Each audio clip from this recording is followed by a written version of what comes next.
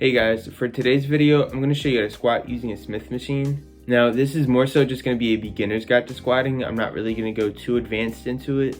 But before I get into that, I wanted to show you a few precautions that I take before squatting.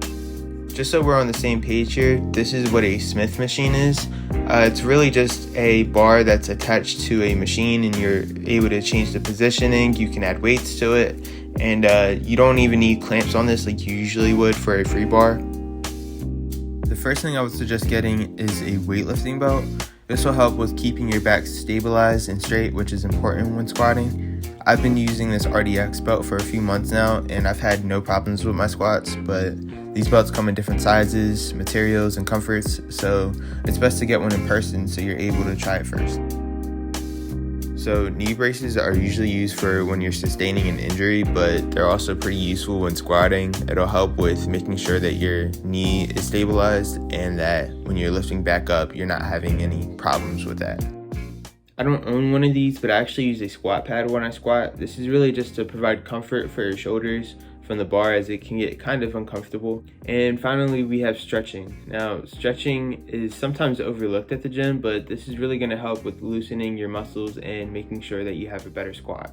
At the end of the day though, it doesn't matter how much equipment you use or how much stretching you do, you really need to have proper form to avoid sustaining an injury. So with that being said, let's get to squatting.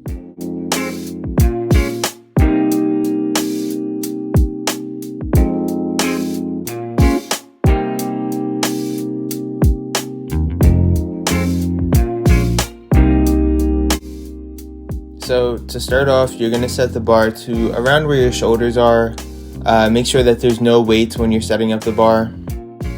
To start the squat, all you're going to do is lift the bar up and twist it back with your wrist so that it's detached from the machine. We're pretty much just going to do the same squat as you do with like a free bar. So you'll have your feet about shoulder width apart, 30 degrees outwards, and your chest up.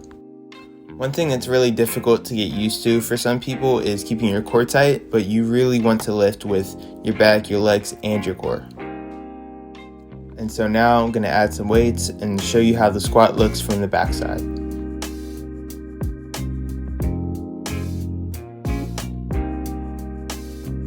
So hitches in your back can actually lead to some serious injuries. Instead, you want your back straight, which the weightlifting belt will help with. The squat pads were in use, so I couldn't use them here, but all you're going to do is put the squat pad on the bar and it'll provide comfort for your shoulders. And finally, those yellow pieces at the bottom are actually stops, which will catch the bar.